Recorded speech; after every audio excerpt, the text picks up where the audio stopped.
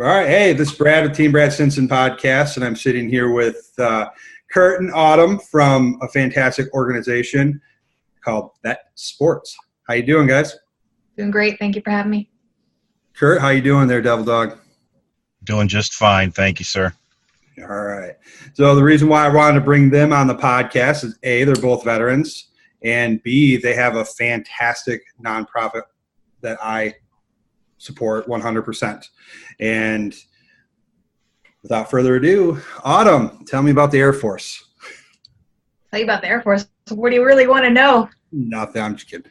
So Autumn's an Air Force veteran, and kind of just give us your journey. How did you get to be here? So just a kind of short and sweet version of it. I joined in 2002, right after high school. I was in till probably about till 2016. I spent my first 10 years as a weapons specialist and then the last 4 as an analyst. My background is in kind of human resources and strategic management because in the Air Force it's kind of a hybrid position as an analyst. Don't class it up. Come on. Don't class it up. Don't class it up. You guys are way smarter than us. We know that.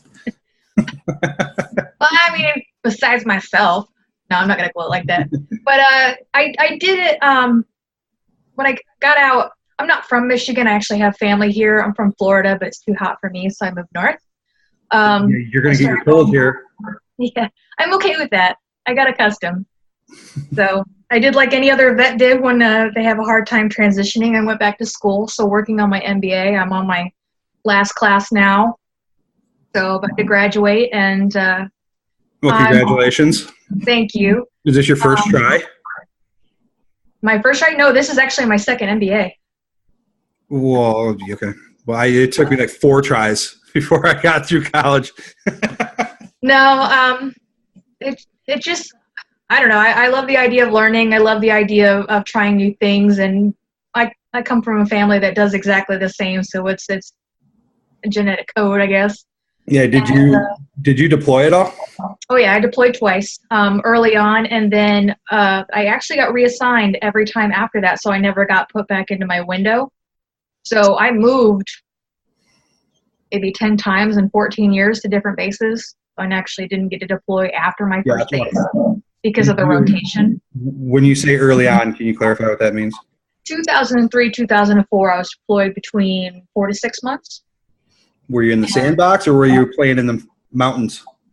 Neither. I was actually in the little island of Diego Garcia because I worked on bombers at the time, and so sending jets long range, you don't need to actually be in. Being a mechanic is kind of like being the stage crew behind a really awesome play. So awesome. That's kind of really how that went. So you moved back home to Michigan, or you moved to Michigan, not back home. You said you started struggling with things. Like, what was the struggles? What did you find that you're having a hard time dealing with?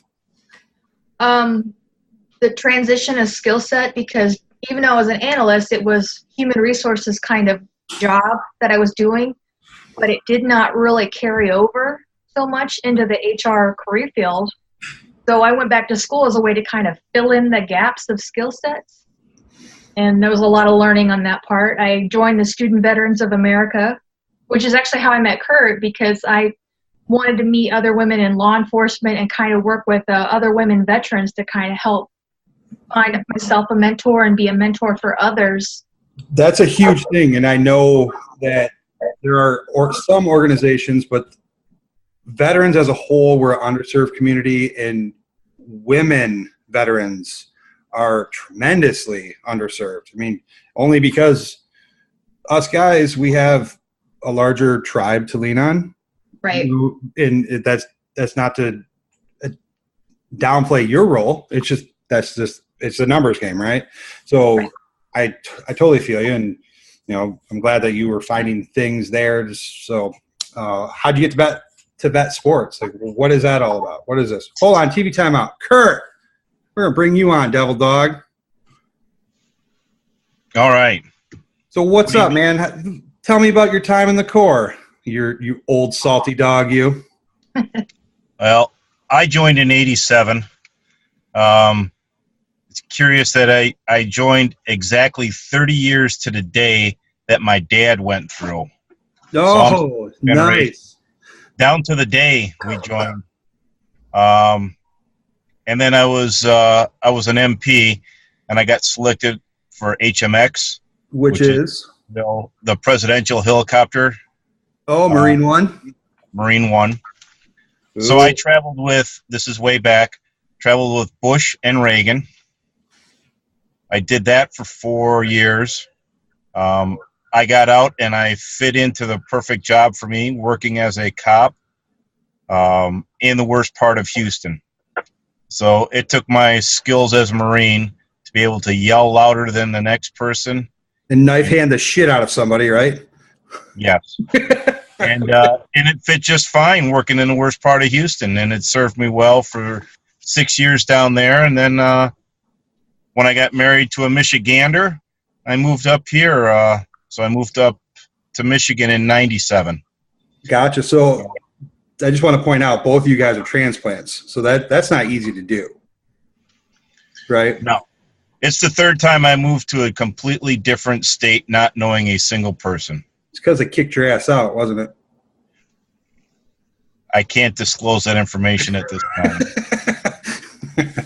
I'm just kidding. So, I know you didn't serve. You mentioned it last night when I was talking to you. I play softball with Curt through the Vetsports team, and we were just kind of telling war stories. And he's like, "I was a non-deployable guy, even though I served during wartime. I was non-deployable." I was like, "Well, why? What the hell did you do?" I was guarding the president. So, I mean, there's a lot to be said about that too, because even though you didn't deploy, you might feel inferior. I know there's a lot of vets that feel that way, and I want to let you know that you should not feel that way. You still are. You still, Marine. I don't feel inferior. Well, it's because you're holding your camera lower. No. A lot of veterans feel that way because they didn't do what some of these war heroes did, right? So I wanted to make sure you knew that.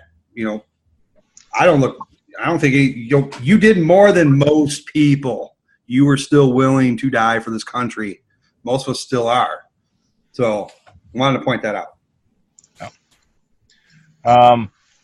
After I moved here and was working with Grand Rapids, Randy Tharp, the president and founder of Vetsports, contacted our department, and they wanted to do a softball game. So I headed up the Grand Rapids area, met with Randy, and we organized the first event 5 years ago, where we played a game against the Vetsports team, and we had a police and fire team, and we played at the Fifth Third Ballpark. Nice. So that's how I got introduced and started with Vetsports with Randy. I want to play a softball game at Fifth Third. I played a couple high school baseball games there. I think that'd be fun. It was, and we've talked about getting back there again. We had some technical difficulties. That's why we didn't continue there, but we've talked with Randy, and we're hoping to get back there again in the near future. Nice. I think Autumn has something to say.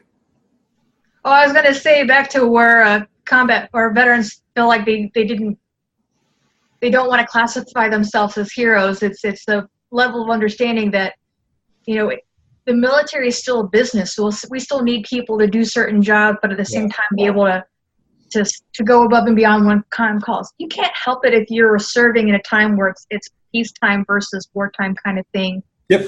And then we're starting to evolve to a point that we want to send less people actually into the firefight to kind of keep our numbers up. And so working with the youth in our community, a lot of our youth don't want to join because they have the misconception about if they're going to join, they're going to get shot at. Like, no, that's not always the case.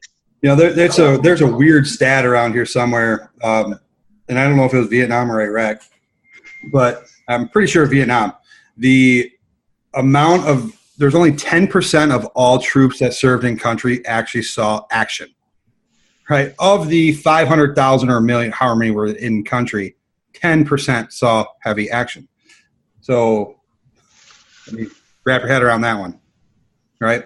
So how do we get to Vetsports, and what is Vetsports? What is Vetsports? Well, the best way I can put Vetsports is, like other organizations for veterans, it's kind of like a phase. You know, when a veteran is transitioning out of the military or getting to that point, they need to get put on track, you know, something financially, whether it be mental health, those kind of things. That's where other organizations come in.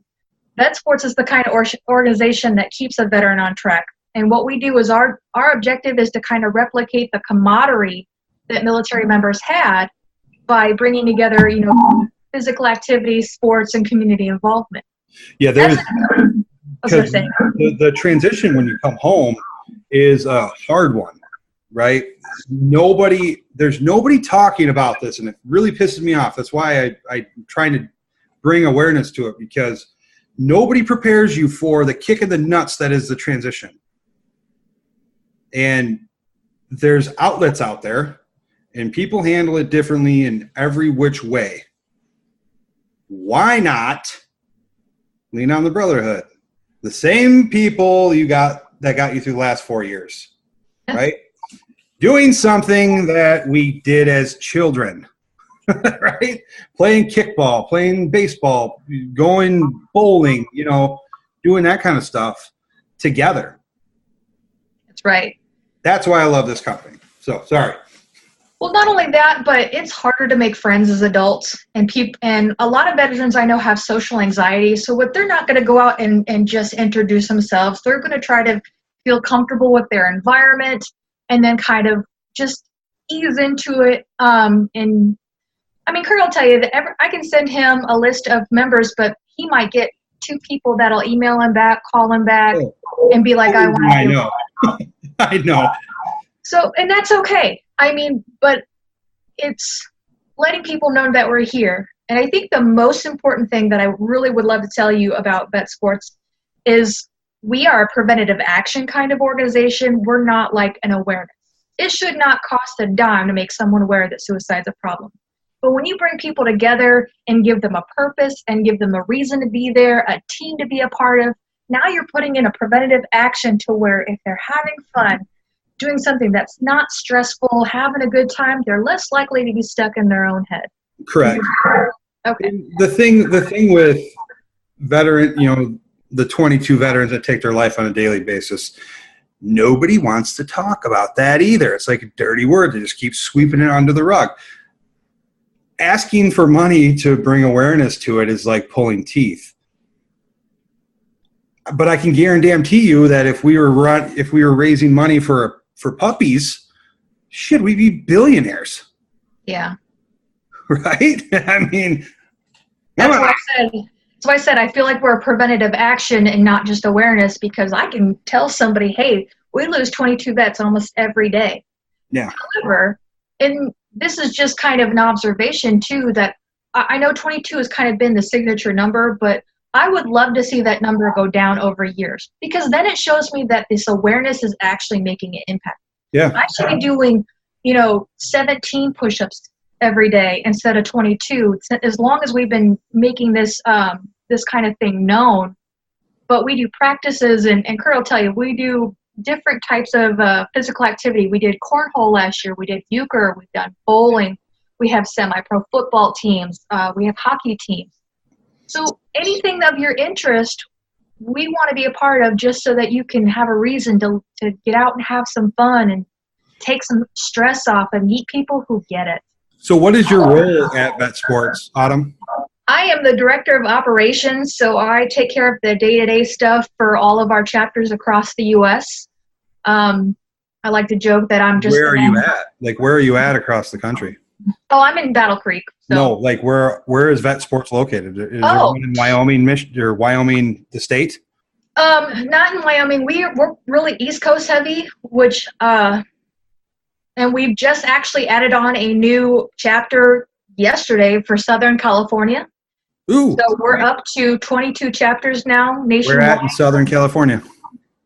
Basically, San Diego? basically the entire southern part of the state. Okay. So he's retired Navy, and he has a lot of connections. So he said that I'll find different people to help me on board. So they've decided to take on the state. Cool. I have a guy that I'm going to connect you with. Awesome. I'm on board. Well, I'm going to turn my attention to the guy staring into his own body cam right now, Mr. Curt. What are you doing, man? Are you playing with crayons or what, bud?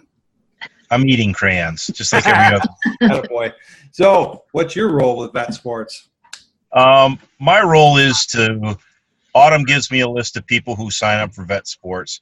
After that, I reach out to them, find out what their interests are, whether it be bowling, fishing, softball, flag football, whatever they want to get involved in.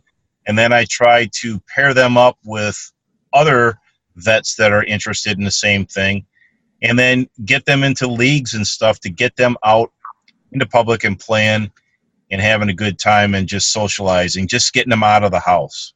Yeah, that's key, because I mean, everybody turns into their own worst enemy when you're sitting there on the couch going, son of a. I mean, it's a drastic difference. I mean, if you look at anybody who transitioned, when we were active duty or reserves, we did some cool shit. Now when you go shoot guns, you actually have to pay for bullets, and that's expensive, right? And it gets people out, and it gives them a little bit of a schedule. Okay, now just like in the military, you have to be someplace at 1,700 hours or 1,800 hours. Well, it kind of puts a little bit of that back into their life where they've got to commit, and that kind of helps them, slide back into civilian life. And you have that team atmosphere again, where you are serving something greater than yourself, and it's not to the same extent, but it's there. It's coming back. There's, it's a possibility, and that's what we can all really. That's all we can really do, is we can offer them this chance and opportunity. We call it continuing the service. So basically, just because I don't serve my country anymore doesn't mean I can't serve my community. Correct. And even if I want to clarify that even one step further, just because not mean that they cannot serve their country. There are many people that are not veterans that have never served that really it really affects them to this day, that they never signed up and they feel like they don't rate or they're not worthy. No, just because you did not wear camouflage to work for a few years does not mean anything. You can still get back. You can still get involved. And I know that all these organizations are looking for volunteers, donation, whatever it may be. Right? Absolutely. So just because you haven't served doesn't mean shit. Because there are veterans out there that that rub all of us the wrong way. And Brad, we have a lot of people too that, like you're saying, that had never served, but they want to support. And so a lot of them will do it financially for us. They feel that's their part, since they never served, that they support us financially. And they play on the teams that we are on. And I mean, every single person has three things in which we can give, right? Talent, treasure, and time. So one of the three to get involved. Where did you read that? Jake Schick. Devil Dog. His story is a great one. I love his story. Him and he thinks a lot alike. He thinks a lot like me. I respect him a lot. So how can we find Vetsports? Are we digital yet? Are we online? Oh, yeah, absolutely. We have been in existence since 2012. We actually gained a lot more momentum in 2014 and have been growing ever since. To become a member, you can go onto our website at www.vetsports.org. Just click, put in your first name, last name, your email, your where you're located anywhere in the U.S., and what your branch is, and then that'll connect you to me, and then I'll get you connected to the chapter leader to get you set up within the organization.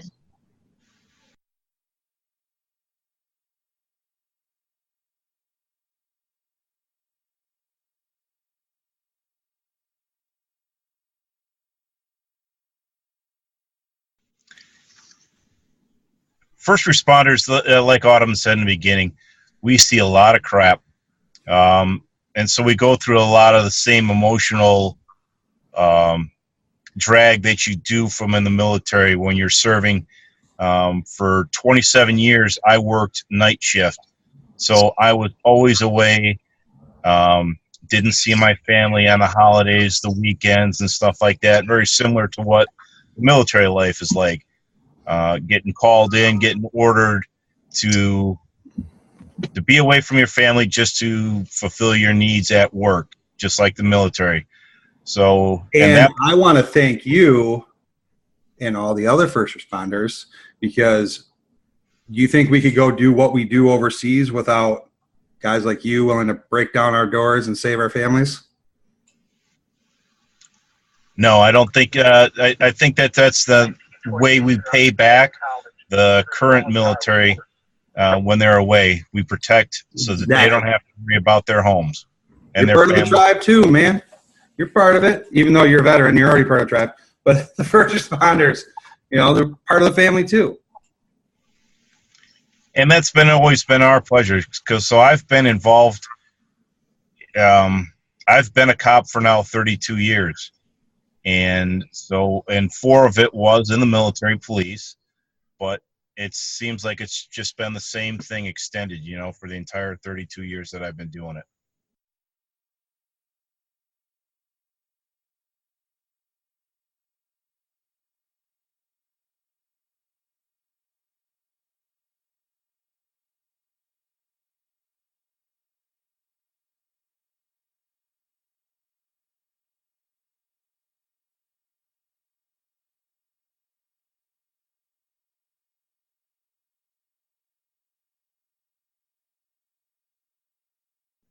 You're welcome. It's always been my pleasure to do that. So as a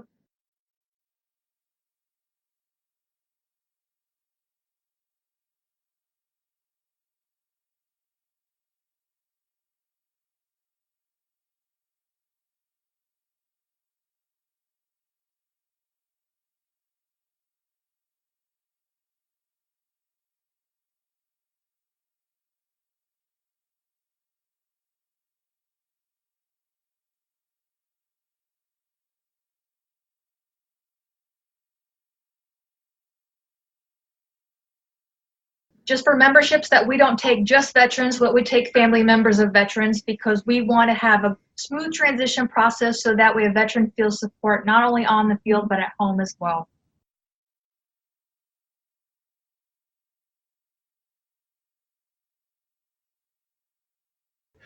No, sorry. I'm going to let you down. No fun. No, you're not. You let me down when you took off your body cam. You can wear it for me. Well, thank you guys. I appreciate it. Have a great day and keep up the good fight. Thanks, you too. Thanks, Brad.